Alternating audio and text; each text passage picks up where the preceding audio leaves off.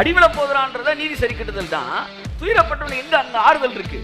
இங்க நீதி சரிக்கட்டப்படுதல் என்பது ஒரு துயரமான செய்தி அல்ல, ஒரு ஆறுதலான செய்தி.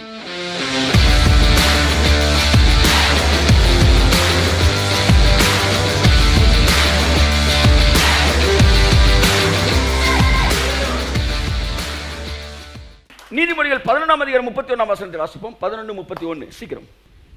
இதோ நீதிமானுக்கு பூமியில் சரி கட்டப்படுமே, துன்மார்க்கனுக்கும் பாவிக்கும் எத்தனை அதிகம். எல்லாரும் சொல்லுங்க, நீதிமானுக்கு பூமியில் சரி கட்டப்படுமே. பூமியிலே நீதிமானுக்கு சரி கட்டப்படும். இன் அதர் வேர்ட்ஸ், எவனுடைய பாவங்களுக்கு நீதி சரி கட்டப்பட்டதோ அவனெல்லாம் சரி கட்டப்பட்டபடியினால் நீதிமான் ஆகிவிட்டான். உண்மையா இல்லையா? ஒரு திருட்டு கேஸுக்கு 3 மாசம் உள்ள வைக்கிறான்னா 3 மாசம் உள்ள இருந்துட்டு வந்துட்டான்னா அதுக்கப்புறம் நீதிமானா பாவியா? ஆனா ஜெயிலுக்கு போகாத வரைக்கும் அவன் எத்தனை வருஷம் சுத்திக்கிட்டு இருந்தாலும் யாருதான்? பாவிதான். ஆனா தண்டனை வாங்கிட்டானா அவன் நீதிமான், தைரியமா போலாம். அப்ப நம்ம எல்லாருடைய பாவங்களுக்கும் நம்ம தண்டனையை வாங்கிட்டோம்னு வச்சுக்கோங்களேன், அதுக்கப்புறம் நம்ம நீதிமான்.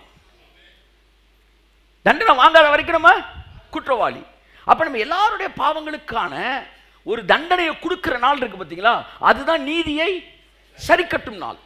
இந்த நீதியை சரி கட்டுவது நீயும் நானும் பிறப்பதற்கு முன்பாகவே நமக்காக தன்னுடைய சொந்த குமாரனை அனுப்பி சிலுவையிலே அந்த நீதியை அவர் சரி கட்டினார். என்னுடைய பாவத்திற்கான அடி அங்கு விழுந்ததினால் என் நீதி சரி கட்டுதல் அங்கே முடிந்தது.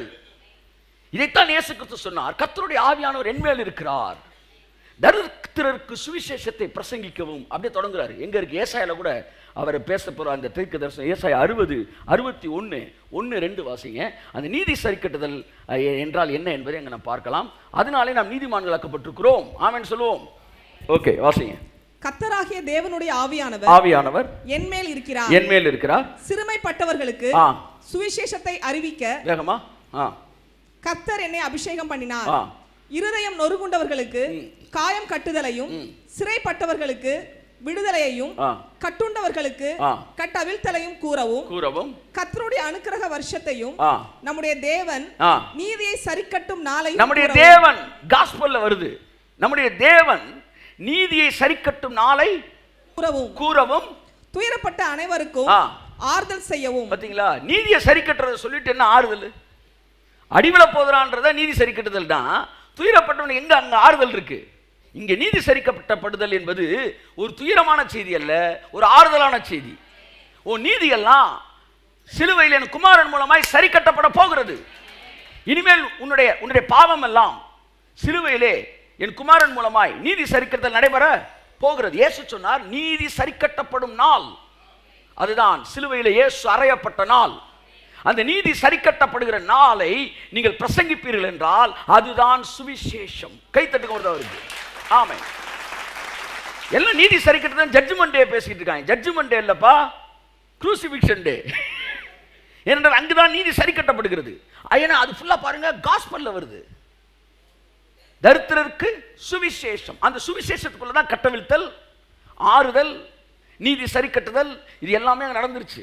அல்லேலூயா சொல்லுங்களேன். எத்தனை பேர் இயேசு கிறிஸ்து சொந்த ரட்சகரை ஏற்றுக்கொண்டீங்க? உங்களுடைய பாவங்களுக்கான நீதி சரி கட்டப்படுதல் நடந்துருச்சா இல்லையா? அப்ப நீதிமானுக்கு பூமியிலே சரி கட்டப்பட்டுருச்சா இல்லையா? கையை தட்டுங்க சார், கையை தட்டுங்க சார்.